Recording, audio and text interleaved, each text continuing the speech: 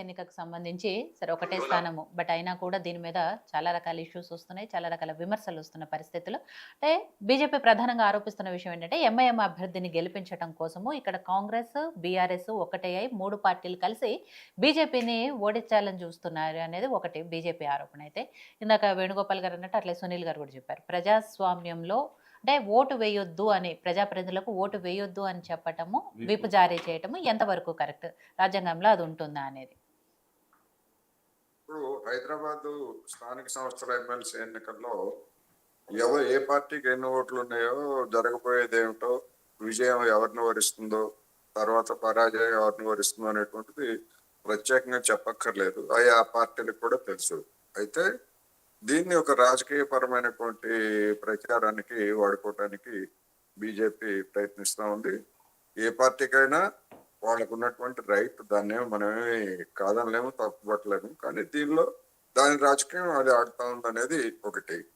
ఇక విప్ జారీ చేయొచ్చా లేదా అంటే 2001లో నాటి మెదక్ జిల్లా ముధోల్ మండల పరిషత్తు ఎన్నికల్లో తెలుగుదేశం పార్టీ అఫీషియల్ క్యాండిడేట్ వ్యతిరేకంగా తిరుగుబాటు అభ్యర్థి పోటీ చేసి గెలిచాడు.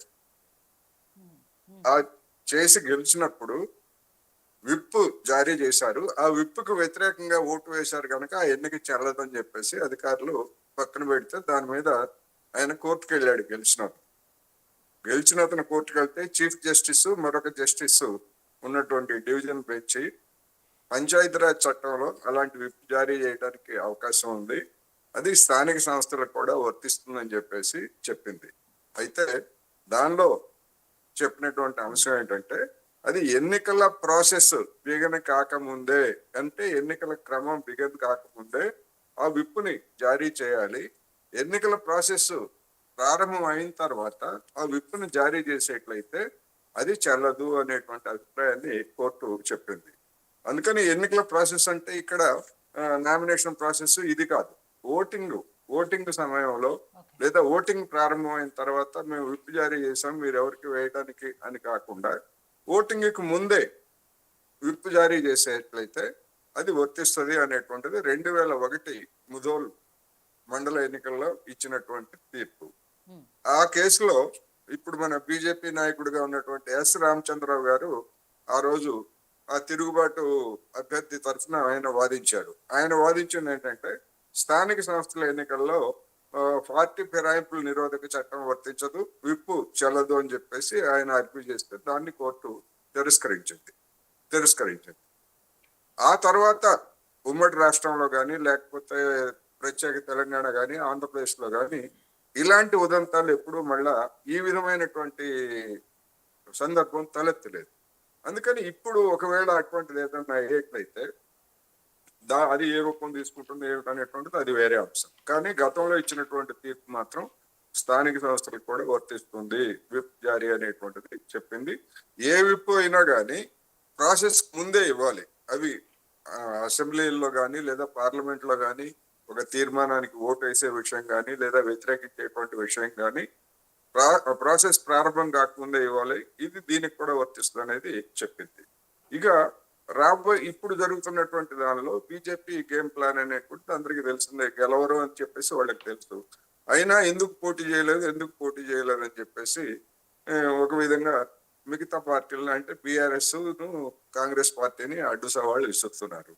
మరి అదే ప్రాతిపదిక కనుక అయ్యేట్లయితే మరి తెలంగాణ రాష్ట్ర అసెంబ్లీ స్పీకరు, డిప్యూటీ స్పీకర్ ఎన్నికల్లో బీజేపీకి బలం లేకపోయినా పోటీ చేయాలి కనుక పోటీ చేయాలి అనేటువంటి సూత్రమే కనుక అయితే ఎందుకు పోటీ చేయలేదు అనేటువంటి ప్రశ్న ఆ పార్టీలు కూడా లేవనెత్తచ్చు.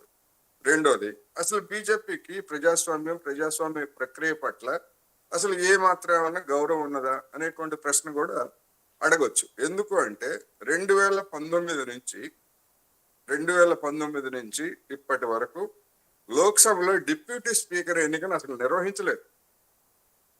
డిప్యూటీ స్పీకర్ ఖాళీగా ఉంది పోస్టు. మరి వాళ్ళు ప్రజాస్వామ్యం గురించి, ప్రజాస్వామ్యంలో పోటీ గురించి ఇతరులకి పాఠాలు చెప్తే ఎలాగా అనేది ప్రశ్న వస్తుంది. అందుకని ఎవరైనా చెప్పొచ్చు, కానీ చెబితే వెంటనే వచ్చేటువంటి ప్రశ్నలకి సమాధానాలు వాళ్ళ దగ్గర ఉండవు. డిప్యూటీ స్పీకర్ని ఎందుకు ఎన్నుకోలేదు అంటే డిప్యూటీ స్పీకర్ పోస్టు ప్రతిపక్షాలకు ఇవ్వాలి. లేదు సుపక్షంలో అయినా పోనీ మేము అటువంటి సాంప్రదాయానికి మేము విలోదకాలు వదులుతున్నాం. అసలైన ప్రజాస్వామ్యం ఇదే. ఎవరికి బలం ఉంటే వాళ్ళే డిప్యూటీ స్పీకర్ పదవి కూడా ఉన్నాయని అనుకోవాలి కదా. కానీ అది కూడా చేయలేదు. అంటే ఆ పని చేసి ఉంటే బీజేపీకో లేకపోతే బీజేపీ మిత్రపక్షాలకో ఒక ఉద్యోగం వచ్చి ఉండేది. డిప్యూటీ స్పీకర్ అనే ఉద్యోగం వచ్చి ఉండేది. ఆ ఉద్యోగం కూడా ఇవ్వకుండా ఖాళీ నెట్టి పెట్టారు. ప్రభుత్వ ఉద్యోగాలను ఎట్టాగో ఖాళీ కట్టి పెడుతున్నట్టుగానే డిప్యూటీ స్పీకర్ పోస్ట్ కూడా ఖాళీ కట్టి పెట్టారు. అందుకని ఇది ఒకటైతే ఈ ఎన్నికల్లో అల్టిమేట్ గా జరగబోయేది ఏంటంటే బీజేపీ అనేటువంటిది ఆశాభంగం చెందుతుంది. ఎందుకు అంటే ఇప్పుడు బీఆర్ఎస్ కానీ లేదా కాంగ్రెస్ కానీ ఏదైనా కారణాలతోటి మజ్లిస్ పార్టీకి కనుక మద్దతు ఇచ్చేట్లయితే దానికి ఇంకా పెద్ద ఆయుధం దొరికినట్టే. ఇప్పటికే అలాంటి ఆయుధాల కోసం చూస్తా ఉంది. అలాంటి ఆయుధాలు కాంగ్రెస్ కానీ బీఆర్ఎస్ కానీ ఇస్తుందని నేను అనుకోవట్లేదు. ఎందుకు అంటే డెఫినెట్ గా దానికి స్పష్టమైనటువంటి మజ్లిస్ పార్టీకి స్పష్టమైనటువంటి ఓటింగ్ ఉన్నది. బీజేపీకి ఆ విధమైనటువంటిది లేదు. ఇక కొనుగోళ్లు లేకపోతే ఇటువంటి అంటారా, ఒక్క బీజేపీ ఓటు ఒక్కటి రాకపోయినా బీజేపీకి లేదా బీజేపీ కొంతమందిని కొనుగోలు చేసిన ఆ పార్టీకి మరింత పరువు పోవడం తప్ప.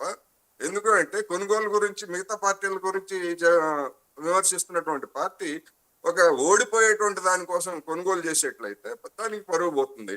లేకపోతే ఒకవేళ ఆ పార్టీకి ఉన్నటువంటి బలానికి మించి తక్కువ ఓట్లు వస్తే అంటే బీజేపీలో కూడా అమ్ముడు పోయే వాళ్ళు ఉన్నారనేటువంటి విమర్శకి అది గురి కావాల్సి వస్తుంది. అందుకని అల్టిమేట్ గా ఏం జరగబోతుందంటే బీజేపీ ఆశాభంగం చెందుతుంది అనేది నా అభిప్రాయం. సో వేణుగోపాల్ గారు, ఇక్కడ ఎవరికి ఎన్ని స్థానాలు ఉన్నాయి, ఎలా ఉంటుంది మెజార్టీ అనేది క్లియర్ కట్ గా